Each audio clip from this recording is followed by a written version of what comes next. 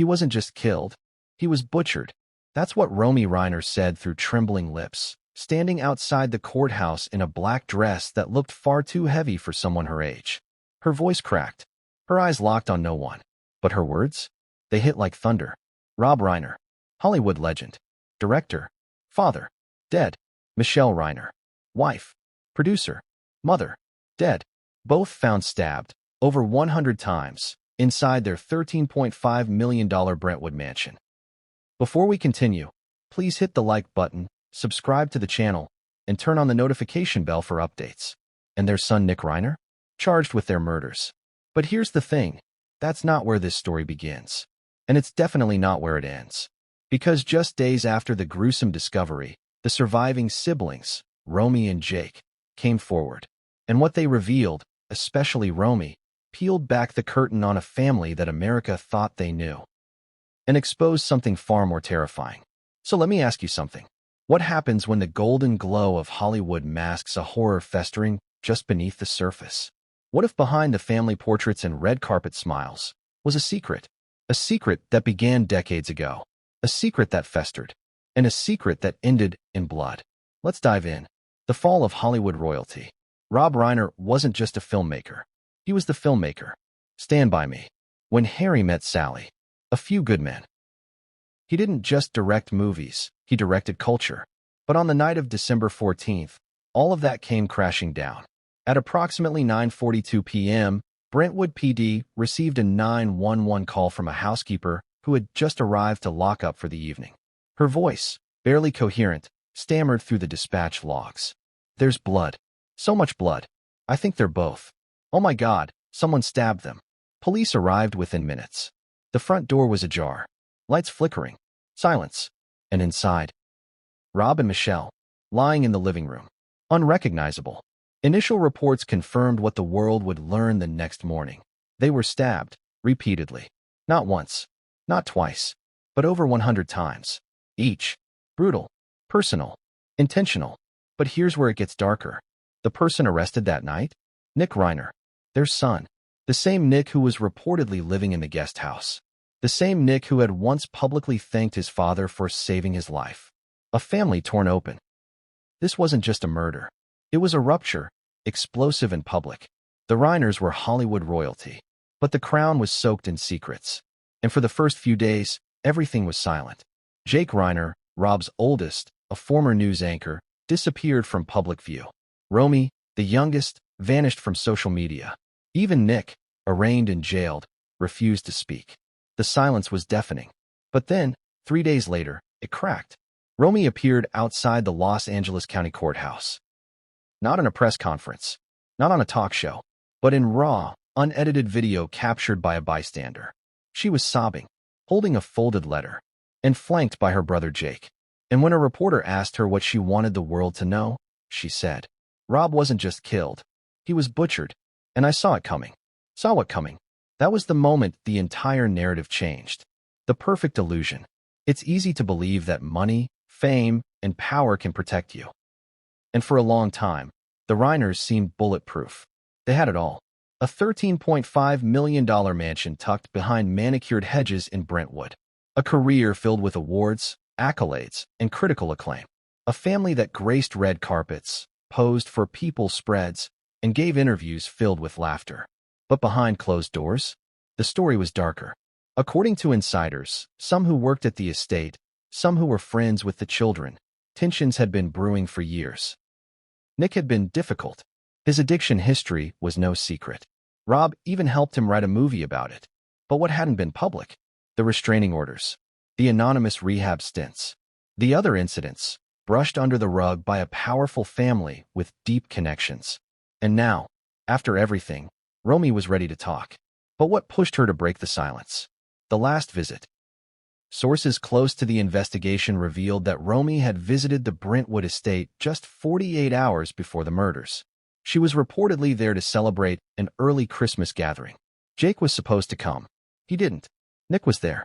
And according to a family friend, he was acting weird, twitchy, watching everyone. Romy left early. But before she did, she hugged her father. He whispered something in her ear.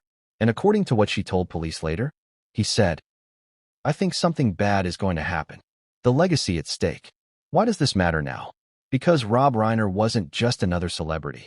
He was the voice behind a generation of films that shaped people's hearts. He stood for politics, justice, morality. He used his voice, his platform, to speak out against violence, against hate. And now he's gone. Murdered. Allegedly by his own flesh and blood. The irony is as brutal as it is heartbreaking. And what makes it worse? We don't know the full story. Not yet. Because Romy and Jake aren't just grieving. They're unveiling a tapestry of trauma that spans decades. And as court documents are unsealed, as testimonies emerge, we're learning that what happened in that house wasn't spontaneous. It was boiling, bubbling, building, until it finally erupted. The note on the mirror.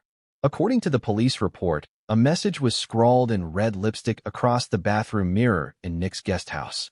It read, "They never listened." Below it, a knife, wiped clean, laid out like a trophy. Chilling. But why? What didn't they listen to? Was it a cry for help? Or a declaration of war? Romy believes it was both. And in the days that followed, she handed over a collection of her father's voicemails. Messages she had saved. Some of them hours before the murders. One of them, eerily final. An audience of millions and a daughter alone. Imagine this. Your father is a beloved public figure. Millions mourn his death. Celebrities post condolences. Media scrambles for exclusive interviews. But behind the scenes, you're left in a storm of blood, betrayal, and blame. That's where Romy stood. The baby of the family. The quiet one. Suddenly thrust into a spotlight darker than anything she'd ever imagined. And as she stepped forward, shaking, tearful, but determined, she carried not just her grief, but the weight of a truth she could no longer keep to herself. But what came next? A courtroom revelation. A sealed diary. A letter dated 1998. And a secret tunnel that shouldn't exist beneath a Brentwood mansion. Because just when the world thought it understood the horror, Romy said 6 words to the judge. 6 words that made the courtroom gasp. 6 words that we'll uncover. In the next phase. He's going to do it tonight. That's what Romy Reiner told detectives. 6 words. 6 explosive, gut-wrenching, and terrifying words. And she didn't say them during a police interview. Not in a therapy session. Not even to her brother Jake. She said them on the witness stand. In open court. In front of her brother, Nick. Imagine that. Your little sister, eyes trembling, voice cracking, tears catching in the corner of her throat. And she points to you and says, "He's going to do it tonight." Why did she say it? Because she knew. She had sensed it coming. And no one believed her. December 14th, 2025, 6:44 p.m. The Reiner household in Brentwood was calm. Maybe too calm. Dinner had already been cleared from the kitchen island. Rob and Michelle were watching an old film in the living room. Something Romy would later describe as a quiet, nostalgic mood. The housekeeper, lured, had just left, promising to return in the morning to prepare for an early holiday brunch. Outside, fog crept in slowly from the west like a curtain falling over a stage. Inside, all hell was about to break loose. 6:58 p.m. Guest house security footage. Nick Reiner steps out of his guest house, hoodie pulled tight around his face. In his hand, a cigarette. But zoom in, and detectives later did, and there's something else. Something clutched in his left hand. Something black.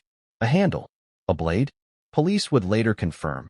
It was the missing chef's knife, the one from Michelle's prized collection. One that had mysteriously vanished weeks earlier and never been returned. Nick walks calmly toward the main house. Pauses. Looks around. Then enters through the side patio door. The camera flickers. And then goes dark. Exactly at 7:01 p.m. Let that sink in. 7:04 p.m. The voicemail. At exactly 7:04 p.m., Jake Reiner receives a voicemail from his father. It's short, urgent, and haunting. "Jake, hey, listen, something's off tonight. Nick's here. Look, I don't want to overreact, but I think we need to talk. Maybe tomorrow? Just call me back, okay? Love you." It's the last voicemail Rob Reiner would ever send. Jake never heard it in time. 7:10 p.m., the argument. A neighbor would later testify to hearing yelling. Muffled, but unmistakable. A man's voice. Then 2 voices. Then shouting. But not just ordinary yelling. Rage, they said. It sounded like rage boiling over. What were they arguing about? Detectives believe the confrontation started in the hallway near the piano room. Nick was reportedly upset about an inheritance clause. According to legal documents later unsealed, Rob and Michelle had amended their will just a week prior, and Nick was cut out entirely. A clause cited long-term behavioral concerns, violence, and substance abuse relapse. Nick didn't know until that night. A family friend later told reporters. He probably saw the documents lying out. That would have been enough to light the fuse. 7:18 p.m., the first blow. Crime scene reconstruction suggested Michelle was the first to be attacked. She was found near the bottom of the stairs. Defensive wounds on both hands. Bruising on her wrists. A broken fingernail embedded in the carpet. Rob's body was found slumped against the wall in the hallway. Multiple stab wounds to the chest. Deep. Aggressive. Targeted. But here's the detail that stunned detectives. He fought back. Hard. Flesh was found under his fingernails. DNA confirmed it was Nick's. Which means, before Rob died, he made contact. And left evidence. A father's last act wasn't surrender. It was defiance. 7:32 p.m., silence. This is when everything goes quiet. No more shouting. No more movement on motion sensors. Just silence. Detectives believe both victims were already dead by this time. But Nick? He was still inside the house. For exactly 41 minutes. So what was he doing? 7:34 to 8:15 p.m., the haunting gap. The timeline here gets murky. But investigators found evidence of the following. Rob's personal computer had been powered on at 7:41 p.m. Someone accessed his financial records. 2 USB drives were removed from a drawer and later found smashed behind the garage. One of Michelle's journals was found torn in half and burned in the fireplace. Why destroy all that? Was he covering something up? Or sending a message? And then, the most disturbing detail. One of the family's framed photos, an image of Rob, Jake, Romy, and Nick on a hiking trip in 2010, was found face down. A knife stabbed through the center. Right through Rob's face. 8:17 p.m., the shower. LAPD forensics later confirmed that someone used the master bathroom shower after the murders. DNA in the drain matched Nick. There were smudges of blood on the inside walls, as though someone had tried, unsuccessfully, to scrub something off. But the water was cold. The heater had shut off 10 minutes earlier.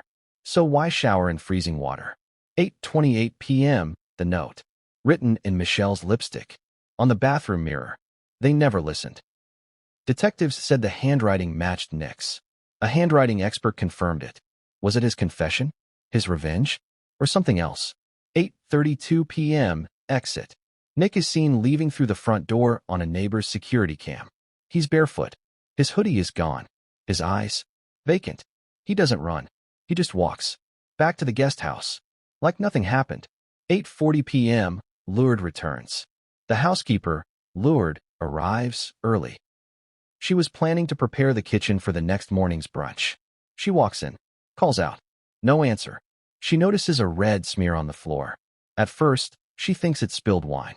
Then she steps into the hallway and screams. 8:42 p.m., 911 call. There's blood. So much blood. I think they're both. Oh my God, someone stabbed them. Police arrive within 6 minutes. Nick is arrested in the guest house at 9:01 p.m. He doesn't resist. He doesn't speak. He simply stares at the wall, rocking slightly. On the table beside him, a copy of A Few Good Men, open to a page with Rob Reiner's signature. The police report. A chilling detail. In the official police report, a strange line stands out. Suspect mumbled a phrase during transport to precinct. Unclear if directed at officer or himself. What did he say? According to Officer Ramirez, you don't get to be the hero anymore. Who is he talking to? Rob? Jake? The world? Or himself? The siblings reunite and break.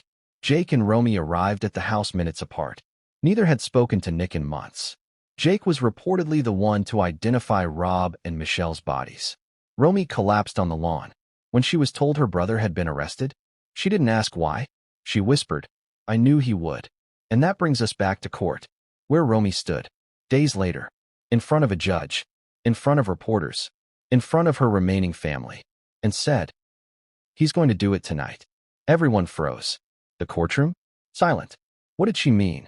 She explained that during her last visit to the house, just 2 days before the murders, Nick had cornered her in the kitchen, whispered something she didn't want to believe. "You're all going to wish you listened," she told her parents. They brushed it off. She told Jake. He dismissed it. So when she stood there on the witness stand, shaking, broken, and raw, she wasn't just recounting what happened. She was indicting the silence. But there was still one detail missing. A moment that would twist the knife even deeper. A discovery that would blow the timeline apart. And a letter, found in a place no one expected. One that raised an even darker question. Did Rob know what Nick had already done, years earlier? What if the killer had been warning us for years, and no one listened? That's the question investigators, journalists, and millions of stunned viewers are still asking as more details pour out about Nick Reiner, the 32-year-old son of Rob and Michelle Reiner, now charged with their brutal double homicide. Because this wasn't a sudden outburst. This wasn't some spontaneous moment of madness. This was years in the making, a slow unraveling, a ticking clock, and along the way, red flags, ignored, buried, silenced, the forgotten Reiner. If Jake Reiner was the golden boy, sharp, clean-cut, news anchor looks, and Romy was the soulful artist, quirky and loved online, Nick was the forgotten one. From the outside, he had everything. Famous parents, a creative upbringing, an open door to Hollywood royalty. But on the inside, there was a darkness, and it started early. 1996, the early incident. Nick was only 3 years old when he reportedly first showed signs of reactive behavior, according to a leaked evaluation from a private childhood therapist. By age 6, he'd been suspended twice from a private school in Beverly Hills for inappropriate aggression. One classmate, now an adult, recalls. He stabbed a pencil into another kid's arm because he got a question wrong. They said it was just a tantrum, but we all knew it was different. Rob and Michelle quietly moved him to a new school. No press, no records, just a reset. The 1998 incident, the file they tried to bury. This one didn't go away so easily. At age 8, Nick was questioned by police after a disturbing incident at a family friend's home in Malibu. An unnamed minor, believed to be a cousin, accused Nick of locking her in a shed and threatening her with a broken bottle. The police report was filed. CPS got involved. But then, silence. Sources claim Rob used his connections to resolve the issue quietly. Nick was sent away for a wellness retreat. The records were sealed. Years later, Romy would reference the event in her therapist's notes. "That was the first time I was scared of him. And I was just a kid." Teenage years. Rage behind the gates. By the time Nick was 14, his behavior had escalated. Expelled from 2 prep schools. Multiple rehab stints. A documented pattern of violence toward authority figures. According to former staff from one private academy, Nick wasn't your typical troubled teen. He was volatile. He talked about hurting people, even his family. But again, the public never saw this version of him. Why? Because he was Rob Reiner's son. And in Hollywood, that means something. It means doors open, scandals disappear, and records get buried. 2012, the Rehab movie. At age 20, Nick co-wrote a film with his father called Being Charlie. It was loosely based on Nick's battle with drug addiction and rehab. It premiered at the Toronto International Film Festival in 2015. Audiences applauded. Critics were divided. Rob called it the most personal film I've ever made. But what no one said out loud, it wasn't a redemption story. It was a warning. Because while the film ends with hope, Nick's reality didn't. In fact, things got darker. Behind the scenes, insiders say Nick relapsed less than 3 months after the premiere. He was arrested in Arizona for disorderly conduct, charges that were later dropped. The arrest never made headlines. Why? Because, once again, the Reiner name cast a long shadow, a pattern of destruction. Let's look at the facts. 4 known rehab stints by the age of 25. 2 restraining orders filed by former romantic partners. Allegations of physical threats against a producer in 2021. A psychiatric hold in 2022 following a reported mental health crisis on set. And yet, no charges, no jail time, no headlines. Instead, Nick lived quietly in the Reiner guest house. Rob reportedly paid for everything: food, therapy, even an in-home support aide. But as time passed, Romy later revealed He became isolated, paranoid, obsessed. Obsessed with what? Control. 2023, The Will. This is where things began to spiral publicly. Rob and Michelle reportedly updated their will in mid-2023. Sources close to the family confirmed that Nick was officially disinherited. Why? Because of what Michelle described in a private note as increasing volatility, erratic behavior, and an unsafe environment. The trust would go entirely to Jake and Romy, with a portion reserved for charitable causes. And when Nick found out, he exploded. Romy, in court testimony, stated, "He called me at 3 a.m., screaming, said I had taken everything from him, said I was dead to him." That call was logged by police. It wasn't the first time. A terrifying confession. In November 2025, just 1 month before the murders, Nick was briefly hospitalized. He had reportedly stopped taking his medication. Romy and Jake staged a brief intervention, urging him to seek help. He agreed. He stayed at a private wellness center in Malibu for 6 days. According to staff who have since spoken anonymously, Nick made a chilling confession during a late-night therapy session. "Sometimes I dream I'm standing over my dad, and he's looking up at me. But he's not scared. He's disappointed. So I stab him again, and again, and again." The therapist filed a report. But without direct threats, there was nothing they could do. He was released and returned to Brentwood. The Red Journal. During a police search of Nick's guest house after the murders, a red journal was found beneath his mattress. Inside were pages filled with strange, disconnected phrases. Some were disturbing, others cryptic. But one entry, dated December 10th, 4 days before the murders, stood out. "He thinks he can erase me. Thinks Jake is the future. Thinks Romy is perfect. But I'm the one who knows the truth. I am the reset button." Reset button? What did that mean? Detectives still aren't sure. But forensic psychologists say it shows premeditation, obsession, a messiah complex. And when paired with what came next, it paints a terrifying picture. The basement door. During the ongoing investigation, a previously sealed door in the guest house was discovered. It led to a small storage area, essentially a crawl space. Inside, multiple newspaper clippings about Rob's career, redacted court documents about Nick's juvenile record, a scorched photo of Romy and Rob at a 2019 film gala, and taped to the wall, a hand-drawn flowchart. At the center of it, the word, revenge. Why didn't anyone stop him? It's the question Romy asked directly in court. Why didn't anyone stop him? Why didn't we believe the signs? And honestly, why didn't they? How many times can someone raise the alarm before it finally breaks through the noise? How many second chances do you give someone before the next one is fatal? Jake said it best in a statement to the press. "I love my brother. I always have. But I don't recognize who he became. And I'll never forgive what he did. A family fractured forever. Now, the Reiner legacy lies in ruins. One son on trial for murder. 2 siblings grieving parents. A family torn apart in a way no one could have predicted. But that, looking back, seems chillingly inevitable. Nick wasn't a stranger. He wasn't a boogeyman. He was their brother. And that may be the most terrifying part of all. But then came the shock no one expected. Because just when the prosecution thought they understood Nick's motive, just when Romy believed she had faced the worst of it, something new was uncovered. A sealed envelope, hidden inside Rob's office desk. Labeled only with a date, 1998.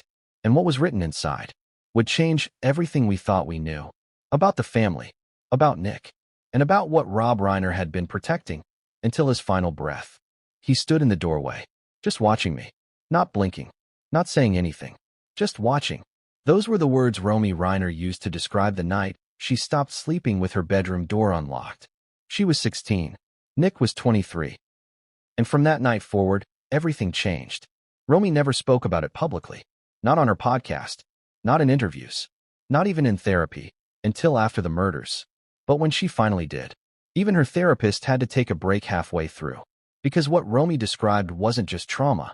It was a slow-motion horror story unfolding inside one of Hollywood's most admired families, and no one noticed. Or maybe they did, and chose not to. The baby of the Reiner family. Born in 1997, Romy Reiner was the youngest of Rob and Michelle's 3 children. Creative, introspective, and emotional, she had always been described as sensitive by her mother. A quiet artist with a sharp wit. She'd write stories in her journals instead of talking at family dinners. She'd sneak onto sets and sketch the actors instead of playing with other kids. Hollywood always assumed she'd be the next Reiner to make waves. And for a while, it seemed like she would. She did stand-up. She wrote essays. She voiced characters. She even worked on a few indie scripts that got attention at Sundance.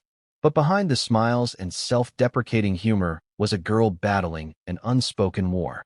A war with fear. A war with her brother. The 3 a.m. knock. It happened the summer before Romy turned 17. According to police reports later leaked during the trial, Romy told her therapist that Nick showed up at her bedroom door one night. He didn't knock. He didn't call her name. He just stood there. Frozen. Watching. For how long? She didn't know. She pretended to be asleep. Eventually, the hallway light flicked off. His footsteps faded. But that was the beginning of what Romy would later describe as a constant sense of being watched. From then on, she kept her door locked. She stopped staying overnight at the Brentwood estate when Nick was home. She started carrying pepper spray. And in her private journals, later entered into evidence, she wrote, "He's not the same. Nick used to be annoying. Now he's dangerous." The secret conversations with Dad. By 2019, Romy and Rob had grown closer than ever. According to family insiders, Rob confided in her often. He was proud of her honesty, her bravery, her emotional intelligence. But he was also terrified. He knew something was wrong with Nick. He just didn't know how to fix it. In a voicemail recovered from Romy's old phone, Rob says, "Sweetheart, I don't know what to do with your brother. I love him. I hate what he's become. I'm scared of him. That makes me feel like I'm failing." Romy responded that same night with a simple text. "You're not failing. You're surviving." That was always her role. The survivor. The dinner that broke her. July 2022. A family dinner. All 5 of them. Rob, Michelle, Jake, Romy, and Nick. It was the last time they were ever in the same room together. Romy later described the dinner as a disaster wearing a tuxedo. Jake tried to keep things light. Rob made jokes about rebooting The Princess Bride. Michelle wore pearls. She always did during family gatherings. Nick didn't speak for the first 30 minutes. Then, out of nowhere, he slammed his fork down and said, "You think you're all better than me. You think I'm broken. You watch me like I'm a bomb about to go off. You want to be safe? Fine. I'll make sure you feel safe." He left. Romy didn't finish her food. She went home and cried. And the next morning, she called her therapist and said, "I think he's going to kill someone." The text messages they ignored. Court documents later revealed a series of text messages Romy sent to both her parents in 2023. "Please don't let him move back into the guest house. He's getting worse. The voices, the pacing, he scares me. I had another dream. Same one. He's over your bed. I can't breathe." Her parents responded with varying tones. "Rob, I know it's hard, sweetie. We're watching him closely. He's seeing someone. We'll protect you. Michelle, I understand, baby, but we can't give up on him. He's still our son." And that's when Romy stopped sending texts. Because no one was listening. The video diary. This was the moment the jury leaned forward. During her testimony, Romy submitted a USB drive. Inside, a folder labeled "If Anything Happens." It contained 11 video diary entries she'd recorded between 2023 and 2025, each one more disturbing than the last. In one, she whispers into the camera, "He was outside my apartment last night, just standing across the street, not moving, no phone, no expression." In another, "I found a photo of me with my eyes scratched out. It was slipped under my door." And in the final entry, dated December 10th, just 4 days before the murders, "I don't think I'll see my parents alive again. I feel it in my chest, like a weight that keeps tightening. I told them. I told Jake. I even told Nick." And he smiled. Just smiled, like it was already done. That video was played in full court. The room went silent. Even Nick looked away. The sketch that haunts her. Romy has always used art to process pain. But one sketch, found torn and taped in her sketchbook, left the courtroom in chills. It showed a distorted family portrait. Rob with hollow eyes. Michelle crying blood. Jake holding a phone. Romy, tiny, locked in a birdcage. And Nick, towering over them all. No face. Just black scribbles and the words. "The forgotten is God." When asked what it meant, Romy whispered, "That's what he used to call himself in arguments." I'm the forgotten. But I'm still God. The diary of a daughter who knew. Perhaps the most heartbreaking moment in Romy's testimony came when she read a journal entry written just 2 days after that final dinner in 2022. If he ever does it, I won't be surprised. And that makes me sick, because I've already grieved. I've already lost him. She paused, wiped her eyes, and added, I used to be afraid he'd kill me. But now I'm more afraid he'll kill them. Because I could survive. But without them, I'm not sure I want to. The courtroom gasped. Some cried. And still, Nick sat motionless. Romy's collapse. When the verdict of fit to stand trial was read aloud days later, Romy collapsed outside the courtroom. Jake caught her. Cameras flashed. Her body went limp. Later, she told a reporter, it wasn't just that he was standing trial. It was that we were all still pretending this was new. It's not. It's been happening for years. This was just the climax. The final page. But was it? The letter she was never meant to read. Just one day after the verdict, Romy was handed a letter. It had been sealed inside Rob's private office drawer. Unopened. Dated March 11th, 1998, the week after Nick's first reported violent outburst. It read, Dear Romy, I know you're too young to read this now, but one day, maybe you'll find it. And if you do, know that I tried. I tried to save your brother. I tried to be the father I thought he needed. But I failed. And if anything happens to me, if you're reading this and I'm not around, just know, it wasn't your fault. It was never your fault. Love, Dad. Romy reportedly read that letter every night in the weeks that followed the murders. Until one night, she didn't. Because that's the night she discovered something else. Something her father had hidden not in his office, but in the basement, behind a locked cabinet. And what she found there would blow open the entire case and force her to question everything she thought she knew about her brother and her father. If anything happens to me or Rob, it was Nick. Those were the last words Michelle Reiner ever wrote in her private diary. They weren't poetic. They weren't coded. They were chillingly direct. A warning in ink. And no one saw them until it was too late. The locked drawer no one could open. Following the discovery of Rob and Michelle Reiner's bodies, detectives conducted a standard search of the home. But something in the master bedroom seemed off. There was a writing desk Michelle had used for decades. Always neat. Always organized. But one drawer, bottom right, was jammed shut. No key. No visible lock. Just sealed, like it hadn't been opened in years. It wasn't until forensic techs pried it open days later that they discovered what would become a turning point in the entire investigation. A small, black leather journal. No title. No name. But inside, the unraveling of a mother's worst fears. Michelle Reiner, the quiet protector. Unlike Rob, who was loud and public about everything from politics to parenting, Michelle stayed behind the scenes.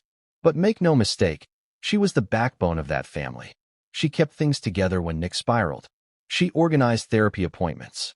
She covered up incidents quietly to protect the kids. But her journal revealed something she never said out loud. She was terrified. A mother's descent into fear.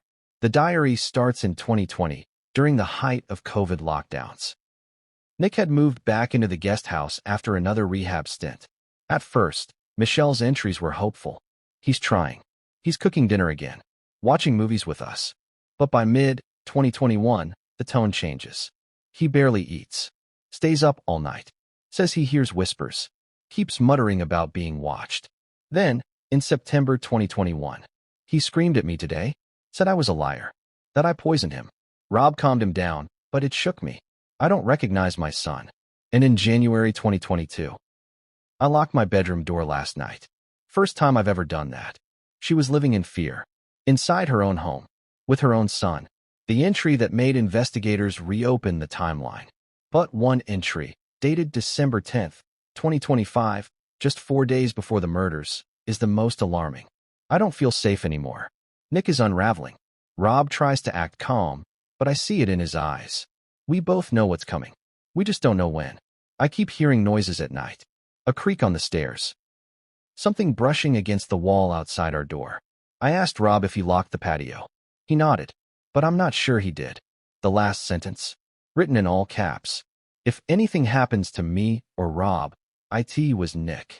That entry was time-stamped. 11:24 p.m., just 96 hours before the bloodbath in Brentwood. The journal wasn't alone. Detectives found more than just the diary. Underneath it was a crumpled envelope labeled for Romy. Inside, a letter, half-written, never sent. Romy, I know how scared you are. I see it in your eyes when you visit. I hear it in your voice when you say he's getting worse. And I want you to know, you were always right to feel what you feel. I didn't say it enough. But I see you. I trust you. And if Rob and I don't make it out of this, I pray you will. And then it ends. Mid-sentence. Pen scratch trailing off. Investigators believe she may have been interrupted. Or, she may have realized it was already too late. The final days. A house on edge. According to housekeeper Lourdes, the Reiner estate in the final week before the murders was tense. Unusually quiet. Michelle barely spoke. She kept checking windows. Rob snapped at me for the first time ever, said I forgot to set the alarm, even though I didn't. Nick, on the other hand, was eerily calm. He cooked dinner twice, offered to help clean the patio. But one night, Lourdes said she caught him in the main house at 3 a.m. When she asked what he was doing, he smiled and said, making sure everything's in order. The security footage that went missing. Here's where it gets even darker. The Reiner estate had 6 outdoor security cameras. For worked. 2 were flagged as temporarily offline in the days before the murder. Guess which 2? The ones covering the guest house and side entrance to the main house. When the footage was pulled after the murders, authorities noticed a 6-hour gap. From 6:59 p.m. to 1:01 a.m. Gone. Deleted. And get this. A maintenance order had been placed days earlier by someone using Michelle's email. Only Michelle didn't place it. Romy confirmed. She barely knew how to log in. So who did? Nick. Jake's reaction to the journal. When the diary was presented in court, Jake Reiner asked for a break. Reporters noted his hands were shaking, his face pale. Later, he made a statement outside. Our mother documented everything, because no one else was. She knew. And now, reading those words, it's like hearing her voice scream from the grave. He then added something cryptic. But what chills me most is not what she wrote. It's what she didn't. What did he mean? The pages that were torn out. Forensics confirmed. 6 pages had been ripped from Michelle's journal. The tear marks were fresh, jagged, no clean cut. They were missing from the section between December 5th and December 9th.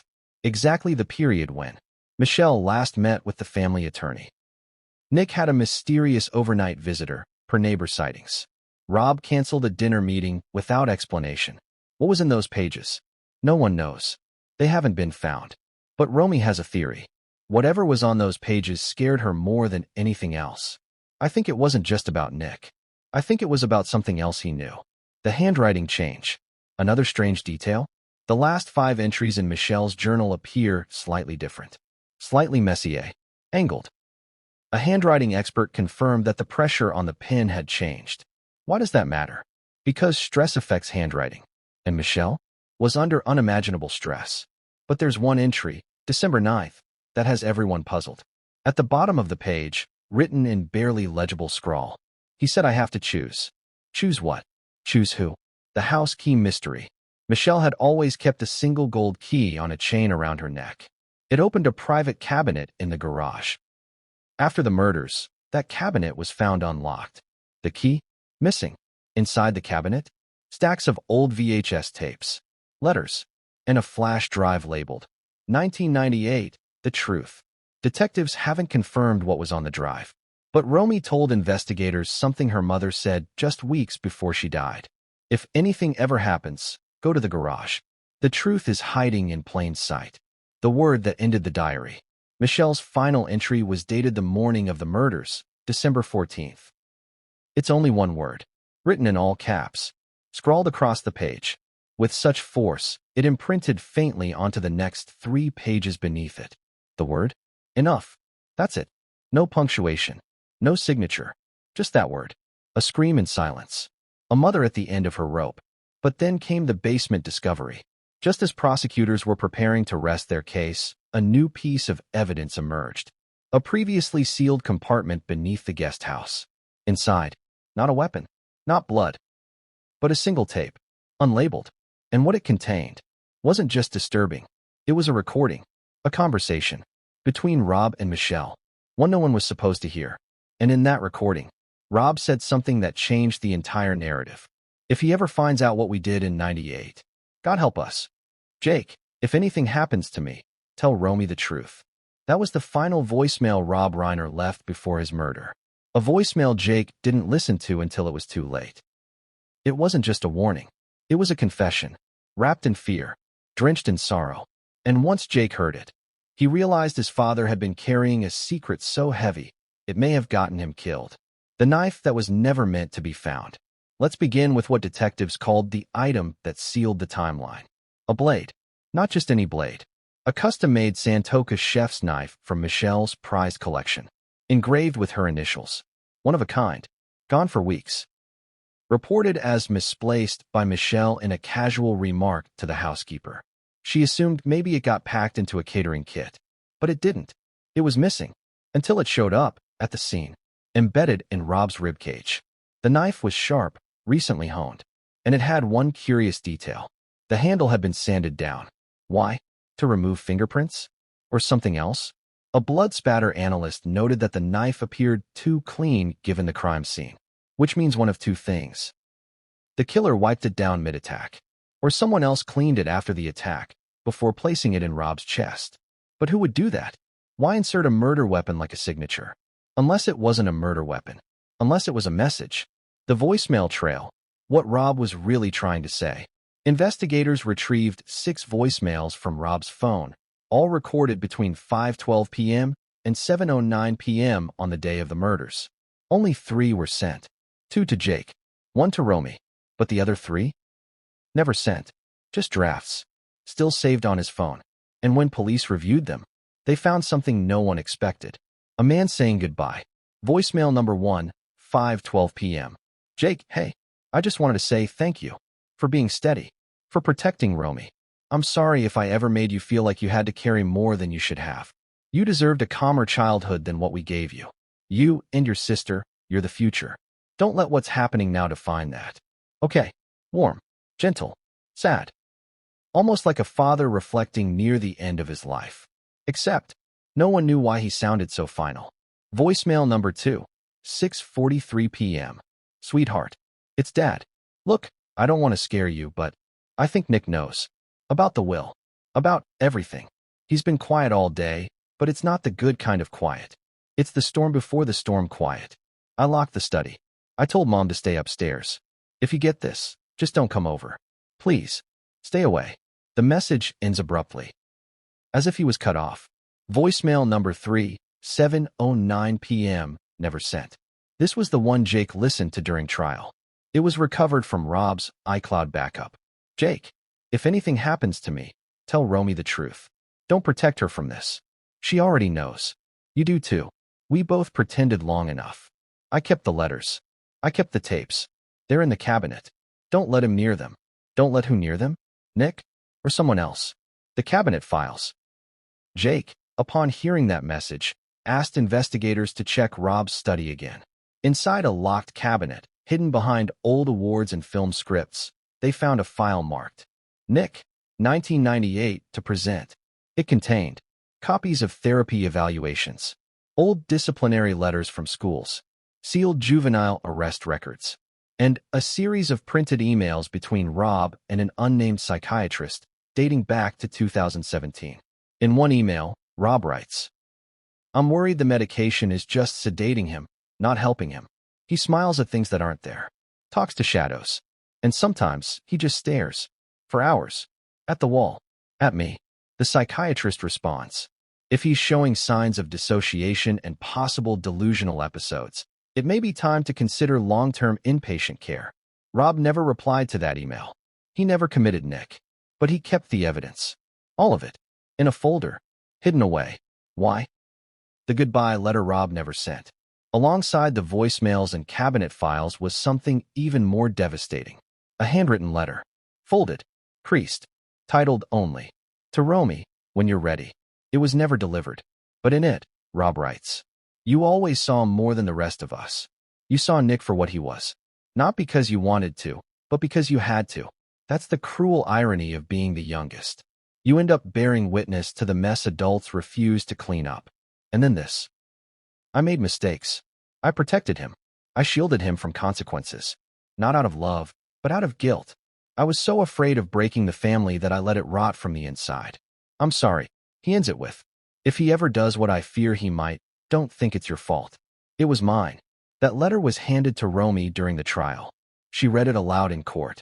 And by the end, there wasn't a dry eye in the room. Except for Nick. Nick's chilling jailhouse statement. Here's where it gets even colder. Following the introduction of the voicemails and letters in court, Nick's legal team was asked whether he wanted to respond. Nick stood, looked at Romy, then looked at Jake, and said, he wasn't afraid of me. He was afraid of what I knew. He didn't elaborate. The judge silenced him. But that one line haunts everyone who heard it, because it hints at something more. A deeper motive, a buried secret, a reason beyond rage or drugs or money. The hidden tape from 1998. And this is where it gets stranger. Remember the flash drive found in the locked cabinet in Chapter 4? It was labeled 1998, The Truth. For weeks, no one could access the files. The encryption was outdated, the format obsolete. But when forensics finally cracked it, they found a single audio file. Rough, distorted, but clear enough. It was a recorded therapy session with Nick, age 5, and Rob. The therapist asks Nick to describe the scary feeling. Nick whispers something incomprehensible.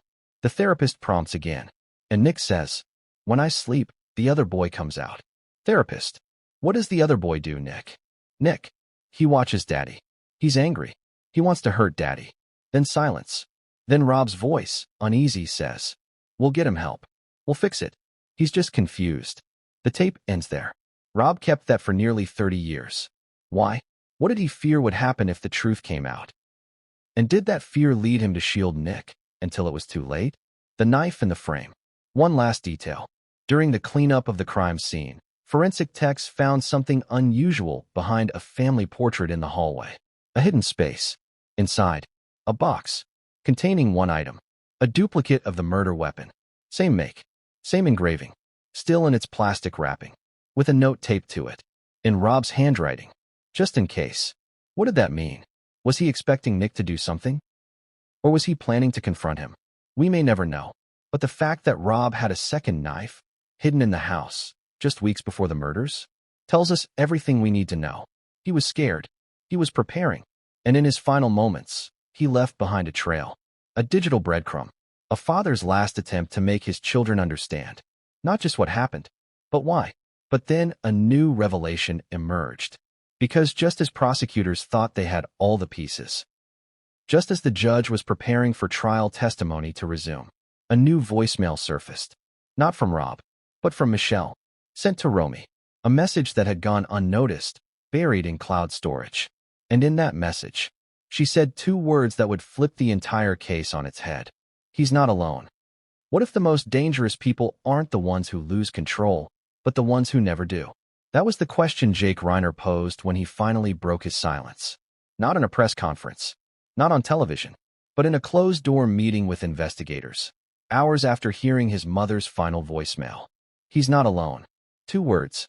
2 words that detonated everything Jake thought he understood. Because if Nick wasn't alone, then this wasn't chaos. It was coordination. And that terrified Jake more than anything else. The brother who always took responsibility. Jake Reiner had spent most of his life being the responsible one. Oldest child. Mediator. The one who smoothed things over when Nick exploded and Romy retreated inward. From a young age, Jake learned to read the room, to anticipate tension, to step in before things went too far. And for years, he believed the narrative everyone else did. Nick was sick. Nick was troubled. Nick needed help. But what Jake began to realize, slowly, painfully, was something else entirely. Nick wasn't out of control. Nick was in control, and he enjoyed it. The first doubt. Jake traces his doubts back to 2018. Nick had just completed another rehab program. He seemed calmer, more composed. Too composed. Jake remembers asking him how he was feeling. Nick smiled and said, clear, focused, like I finally understand how people work. At the time, Jake thought it was progress. Now, he hears it differently. The emails that changed Jake's mind. During discovery, investigators uncovered a series of emails Nick had sent to Jake over the years. At first glance, they looked ordinary, even affectionate. But when read back to back, a pattern emerged. Nick would provoke an argument, then apologize, then subtly rewrite history. In one email from 2021, Nick writes, "You always act like I'm the problem. But remember, Dad said I was the most like him. That scares you, doesn't it?" Jake responded calmly. Nick replied with a smiley face, then added, "Relax. I'm just saying, people believe what they're told." That line stuck with Jake. People believe what they're told. The restraining order nobody talked about. In early 2023, Jake filed a temporary restraining order against Nick. It was quiet. No press. No public records. Why? Because Jake withdrew it. But not because the threat disappeared.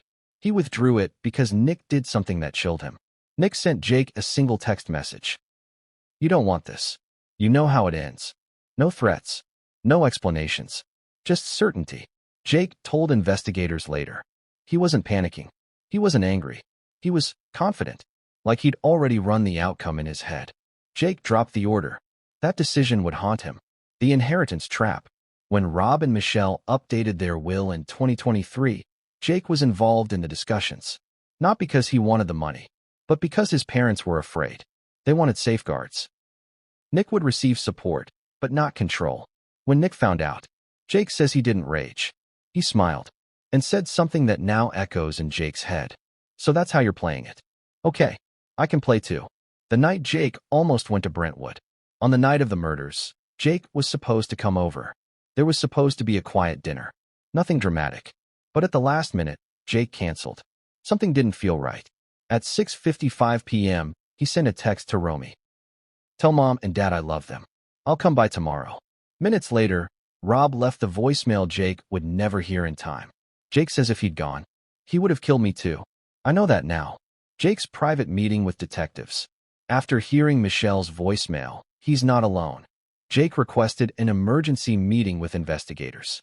What he told them reframed the entire case. Jake revealed that Nick had been in contact with someone for months. Someone Nick referred to as the organizer. Jake never met this person, never heard their voice. But Nick spoke about them often. Not like a friend, like a strategist. The language of control. Jake noticed something subtle but disturbing. Nick stopped using emotional language.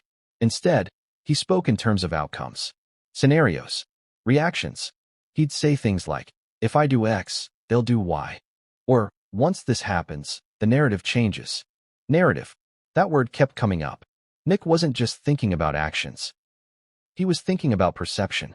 How things would look. How they would be explained. How blame would fall. That's not psychosis. That's planning. The moment Jake knew. The turning point came in a phone call, 2 weeks before the murders. Nick called Jake late at night. He sounded calm, almost cheerful. He asked Jake a strange question. "Do you think people remember the first version of a story or the last?" Jake didn't know what to say. Nick continued. "Because the last version is the one that sticks. That's power." That's when Jake realized something was deeply wrong. Not unstable wrong. Strategic wrong. The false madness defense. Jake believes Nick wants to be seen as unwell. Because it softens judgment. Because it confuses responsibility. Because it creates doubt. Jake told prosecutors, he's not insane. He knows exactly what he's doing. And he's counting on people underestimating him. That statement would later become a central theme of the prosecution's case. The phone that shouldn't exist. Just days after Jake's meeting with detectives, a new piece of evidence surfaced. A burner phone, found hidden inside a hollowed-out book in the guest house. It wasn't registered to Nick. It wasn't registered at all, but it contained dozens of messages. Short, direct, tactical. Messages like, "Not yet. Wait for the right moment. Make it irreversible." And one final message, sent just hours before the murders. "Once it starts, don't hesitate." Investigators still don't know who sent them. But Jake has a theory. Jake's fear. In a rare moment captured on camera outside the courthouse, Jake spoke directly to reporters. His voice steady. His eyes exhausted. "I'm not afraid of my brother snapping. I'm afraid of him thinking. Because that's when he's most dangerous." He paused, then added, "And I'm afraid this isn't over." The contradiction that won't go away. Here's the question that refuses to disappear. If Nick planned this so carefully, if he anticipated every move, why leave evidence? Why the diary? The messages? The note on the mirror? Jake believes the answer is simple.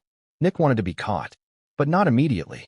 He wanted control over the story, over the timeline, over how the world would see him. A tragic son? A misunderstood victim?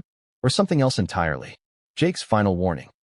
Before leaving the stand, Jake looked directly at the judge and said something that silenced the room. My brother believes this was necessary. He believes it had to happen. And people who believe that don't stop on their own. Those words hung in the air. Because if Jake is right, then the murders weren't the end. They were the beginning of something far darker. And then the evidence took a turn. Because just as the courtroom absorbed Jake's testimony, forensics returned with an update on the burner phone. They traced a partial signal, not to a person, but to a place. A location Nick had visited repeatedly in the months leading up to the murders. A place no one had been paying attention to. Until now. And when detectives realized where that signal came from, everything shifted. Because the question was no longer why Nick did it. It was who helped him get there. What kind of rage drives someone to leave a blood-slicked message in lipstick? And then take a shower like nothing happened? That was the question investigators faced the moment they stepped into the Reiner estate. They were prepared for a crime scene. They weren't prepared for a crime scene that looked like a movie set. Blood. Everywhere. But not in the way you'd expect. It wasn't chaotic. It was deliberate. And what forensics would eventually uncover would turn a horrifying double murder into something more terrifying. A message. The first thing they noticed. Silence. When the first responders entered the Reiner residence, the house was dead silent. No alarms. No music. Not even the hum of the fridge. It was like time had frozen. Detectives say that's rare. Even in violent crime scenes, there's usually ambient noise, a ticking clock, a running faucet, a radio in the background. But here, nothing. Just the soft tap of blood dripping from Rob's elbow onto the hardwood floor. The second thing, the staging. Michelle's body was found at the base of the stairs. Her arms folded across her chest. Eyes closed. A single white lily placed on her chest. But here's the thing. There were no lilies in the house. They weren't part of the decor. They weren't in vases. They weren't growing in the yard. So where did it come from? According to the florist who had delivered flowers for Romy's birthday 2 weeks earlier, lilies were not part of the arrangement. Someone brought it in. Someone brought it in on purpose. Rob's position, a father in defense. Rob Reiner was found 10 feet away from Michelle, in the hallway near the study. His body showed signs of intense struggle. Fractured knuckles. Defensive wounds across both arms. Multiple bruises consistent with blunt force trauma. But the most telling detail? Fingernail scratches on his attacker. DNA later confirmed it was Nick, which meant Rob fought back. Hard. He didn't die immediately. He fought to the end. A father's last stand. The trail of blood that didn't make sense. Here's where things got strange. Blood was everywhere, but it was contained. No drag marks. No signs of chasing. No blood in the kitchen, upstairs, or basement. Almost as if the killer knew where he was going and who he was going for. Investigators believe both victims were killed in rapid succession. First Michelle, then Rob. But the question is, why the precision? Why not panic? Why not flee? Because the killer didn't panic. He stayed. The mirror message. In the master bathroom, written in Michelle's lipstick across the mirror. They never listened. All caps. No smudges. Letters perfectly spaced. That alone told investigators something critical. Whoever wrote it was calm, composed, in control. This wasn't a frenzy. It was a statement. The missing surveillance footage. As noted earlier, 2 security cameras went offline the night of the murder. Forensic techs discovered the firmware had been manually downgraded using a flash drive. That's not something an average person could do by accident. That's someone with intent. That flash drive was never recovered. But the system logs revealed something else. At exactly 7:01 p.m., the cameras stopped recording. At 7:02 p.m., the guest house exterior lights turned off. And at 7:04 p.m., the main house thermostat was lowered by 5 degrees. Why? To slow blood clotting. To alter the timeline. That's forensic manipulation. That's not madness. That's a plan. The fireplace discovery. In the living room fireplace, ashes revealed fragments of burned paper, melted plastic, charred remnants of a USB casing, and something else, far more disturbing, melted polycarbonate fragments. Polycarbonate is used in eyeglasses. and Michelle wore reading glasses every night. Her body was found without them. Investigators believe they were burned. Why? To destroy what she saw. What she might have written down. What she might have recorded. And if that's true, then Nick, or whoever else was involved, wasn't just erasing evidence. They were erasing the witness. The shower scene. Water pooled on the floor of the guest house shower. Cold. Still running. Soap residue barely visible on the tile. One used towel, still damp, was found in the laundry chute. But here's what's strange. Nick's skin still had trace amounts of blood behind his ears. Forensics concluded. The shower was quick. Rushed. So why take it? To cleanse guilt? Or to wash away someone else's fingerprints? Because on the sink, investigators found a partial print. Not Rob's. Not Michelle's. And not Nick's. It's still unidentified. The shattered photograph. In the hallway, a large framed photo of the Reiner family had been shattered. The glass, broken from the inside. As if someone had punched it. At first glance, this did